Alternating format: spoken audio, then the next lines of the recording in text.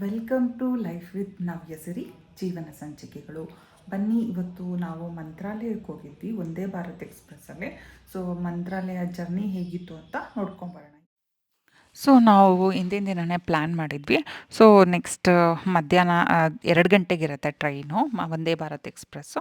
So ಎಲ್ಲರೂ ರೆಡಿಯಾಗಿ Vande Bharat express ಟ್ರೈನಿಗೆ ನಾವು 12 ಗಂಟೆಗೆ ಮನೆ ಬಿಟ್ಬಿಟ್ಟು ಬಂದ್ವಿ. ಸೊ ಒಂದು ಸ್ವಲ್ಪ ಹೊತ್ತು ವೆಯ್ಟ್ ಮಾಡಿದ್ವಿ. ವೆಯ್ಟ್ ಮಾಡಿದ ತಕ್ಷಣನೇ ನಮ್ಮದು ಟ್ರೈನ್ ಬಂತು. ಸೊ ಟ್ರೈನ್ ಒಂಥರ ಫ್ಲೈಟ್ ಎಕ್ಸ್ಪೀರಿಯನ್ಸ ಸಿಗುತ್ತೆ ನಿಮಗೆ. ಸೊ ಫ್ಲೈಟಲ್ಲಿ ನಾವು ಹೋಗಬೇಕಾದ್ರೆ ಯಾವ ಥರ ಇರುತ್ತೆ ಸೀಟಿಂಗು, ಪ್ಲೇಸಸ್ಸು, ಮತ್ತು ಊಟ ತಿಂಡಿ ಮತ್ತು ಸ್ನ್ಯಾಕ್ಸ್ ಎಲ್ಲ ಹೇಗಿರುತ್ತೆ ಅಂತ ನಾವು ಫಸ್ಟೇ ಸ್ನ್ಯಾಕ್ಸ್ ಎಲ್ಲ ಬುಕ್ ಮಾಡ್ಕೊಂಡಿರ್ಬೋದು. ಸೊ ನಾವು ಟ್ರೈನ್ ಬುಕ್ ಮಾಡಬೇಕಾದ್ರೇ ಅಲ್ಲಿ ಸ್ನ್ಯಾಕ್ಸ್ ಬರುತ್ತೆ. ನಾವು ಲಂಚ್ ಟೈಮಿಗೆ ಹೋಗಬೇಕಾದ್ರೆ ಲಂಚ್ ಇರುತ್ತೆ. ಸೊ ನಾವು ಈವ್ನಿಂಗ್ ಹೋಗ್ತಾ ಇರೋದ್ರಿಂದ ನೈಟಲ್ಲಿ 7 o'clock ಅರೌಂಡ್ 7 ಗಂಟೆ ಇಲ್ಲಾಂದರೆ 8 ಗಂಟೆ ಅಷ್ಟೊತ್ತಿಗೆ ರೀಚ್ ಆಗ್ತೀವಿ ನಾವು ಮಂತ್ರಾಲಯನ.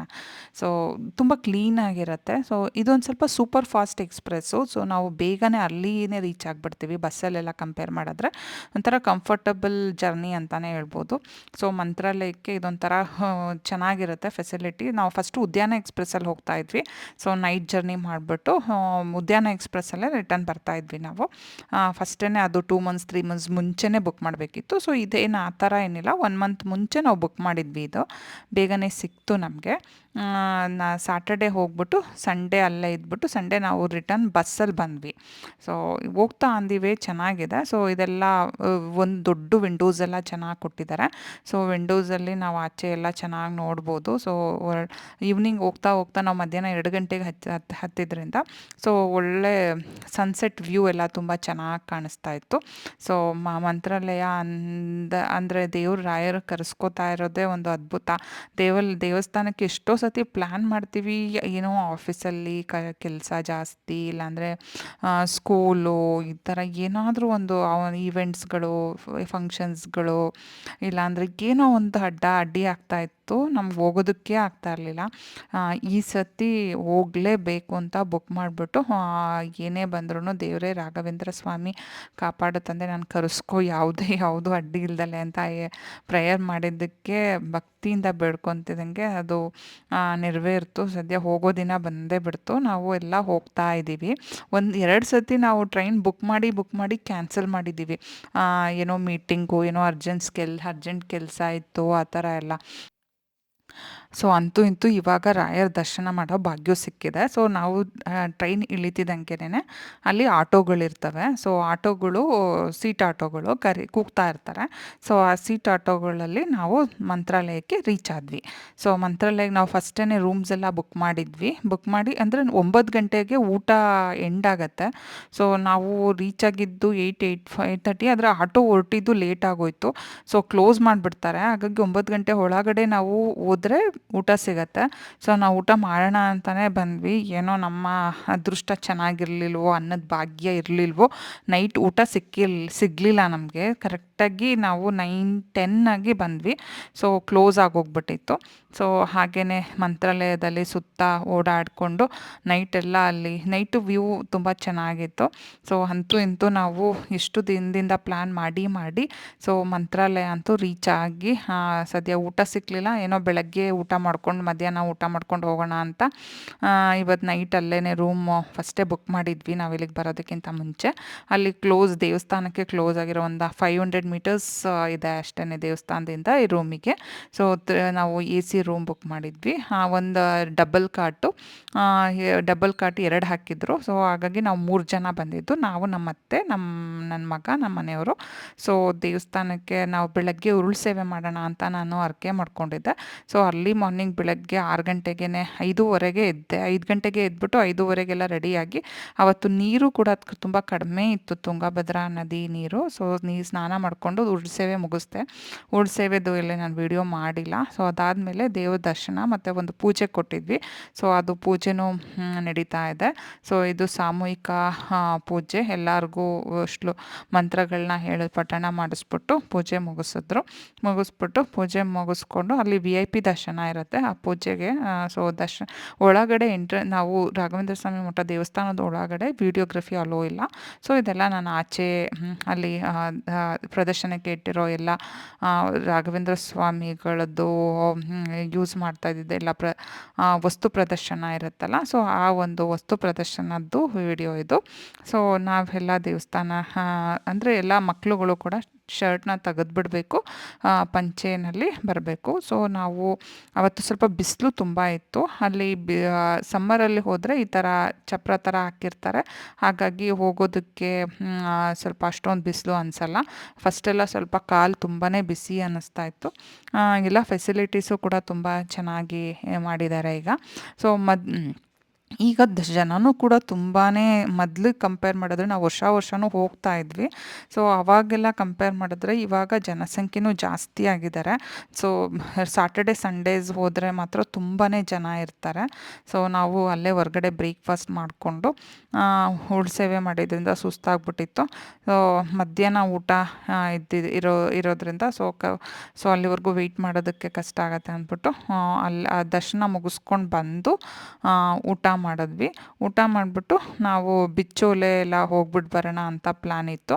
ಸೊ ಹೊರ್ಗಡೆ ಇವಾಗ ನಾವು ಫಸ್ಟು ಊಟ ಮುಗಿಸ್ಕೊಂಡೇ ಬಿಚ್ಚೋಲೆ ಅಲ್ಲಿ ಆಟೋಗಳು ಇರ್ತವೆ, ಸೊ ಅದು ಕರ್ಕೊಂಡು ಹೋಗುತ್ತೆ ಬಿಚ್ಚೋಲೆಗೆಲ್ಲ. ಸೊ ಈಗ ನಾವು ಊಟಕ್ಕೆ ಬರ್ತಾಯಿದ್ದೀವಿ. ಇದು ಡೈನಿಂಗ್ ಹಾಲಲ್ಲಿ ನಮಗೆ ಅಲ್ಲಿ ಒಳಗಡೆ ಬರೋದಕ್ಕೆ ತುಂಬ ರಶ್ ಇತ್ತು. ಒಳಗಡೆ ಹೋದ್ಮೇಲೆ ಸ್ವಲ್ಪ ಪರವಾಗಿರಲಿಲ್ಲ ಅಂತ ಇತ್ತು. ಊಟ ಮುಗಿಸ್ಕೊಂಡು ನಾವು ಹೊರ್ಗಡೆನೆ ಅಲ್ಲಿ ಕೂಗ್ತಾ ಇರ್ತಾರೆ.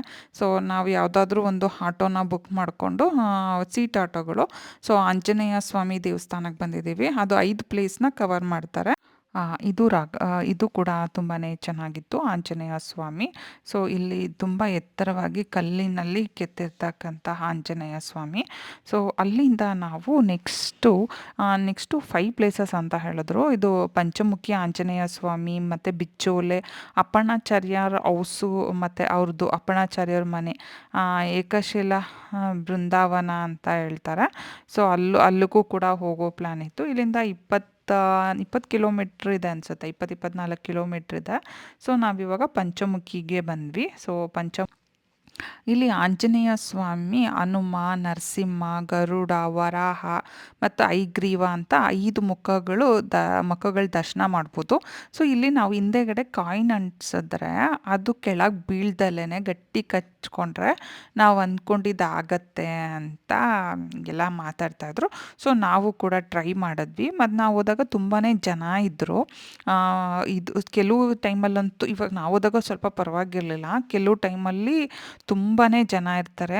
ಕ್ಯೂನಲ್ಲಿ ನಿಂತ್ಕೊಂಡು ಅಲ್ಲೇ ಅರ್ಧ ಟೈಮ್ ಆಗೋಗ್ಬಿಡತ್ತೆ. ಸೊ ನಾವು ದರ್ಶನ ಏನೋ ಮಾಡ್ಕೊಂಡ್ವಿ. ಅಲ್ಲಿ ಗುಹಾ ದೇವಾಲಯ ಅಂದರೆ ಇದ್ರ ಒಳಗಡೆ ಈ ಗುಹೆಯೊಂದಿಗೆ ಒಳಗೆ ಒಂಥರ ಶಾಂತಿ ವಾತಾವರಣ ಇದೆ. ಇಲ್ಲಿ ರಾಘವೇಂದ್ರ ಸ್ವಾಮಿಗಳು ತಪಸ್ ಮಾಡಿದ್ದಾರೆ ಅಂತಲೂ ಹೇಳ್ತಾರೆ. ಪಂಚಮುಖಿ ಆಂಜನೇಯ ದರ್ಶನ ನೀಡಿ ಅವ್ರಿಗೆ ರಾಘವೇಂದ್ರ ಸ್ವಾಮಿಯವ್ರಿಗೆ ಅನುಗ್ರಹ ನೀಡಿದ್ದಾರೆ ಅಂತ ಹೇಳ್ತಾರೆ. ಸೊ ಇಲ್ಲಿ ಪಂಚಮುಖಿ ದೇವಸ್ಥಾನದ ಹಿಂದೆಗಡೆನೆ ಸುಮಾರು 500 ಮೀಟರ್ಸ್ ದೂರದಲ್ಲಿ ಇದೊಂದು ಗ್ರಾಮ ದೇವತೆನೂ ಇದೆ.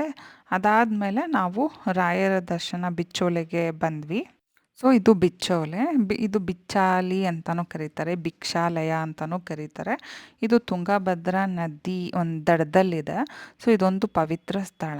ಇದನ್ನು ಕೂಡ 2ನೇ ಮಂತ್ರಾಲಯ ಅಂತ ಎರಡನೇ ಮಂತ್ರಾಲಯ ಅಂತ ಕರೀತಾರೆ. ಇದು ತುಂಗಭದ್ರಾ ನದಿ ತೀರದಲ್ಲಿದೆ. ಸೊ ಇಲ್ಲಿ ತುಂಗಭದ್ರಾ ನದಿ ಅಂದರೆ ಸೂರ್ಯಾಸ್ತ ಮತ್ತು ಸೂರ್ಯೋದಯನೂ ಕೂಡ ಇಲ್ಲಿ ತುಂಬಾ ಚೆನ್ನಾಗಿ ಕಾಣುತ್ತೆ. ವಾತಾವರಣವೂ ತುಂಬಾ ಚೆನ್ನಾಗಿದೆ. ಸೊ ಇಲ್ಲಿ ಅಂದರೆ ರಾಘವೇಂದ್ರ ಸ್ವಾಮಿ ಮಂತ್ರಾಲಯಕ್ಕೆ ಬಂದವರು ಇಲ್ಲಿ ಭೇಟಿ ಕೊಡಲೇಬೇಕಾಗಿರೋಂಥ ಸ್ಥಳ ಇದು. ರಾಘವೇಂದ್ರ ಸ್ವಾಮಿಯವರ ಶಿಷ್ಯರಾದ ಯಾರು ಅಪ್ಪಣ್ಣಾಚಾರ್ಯರು ಇಲ್ಲೇ ಹುಟ್ಟಿದ್ದು.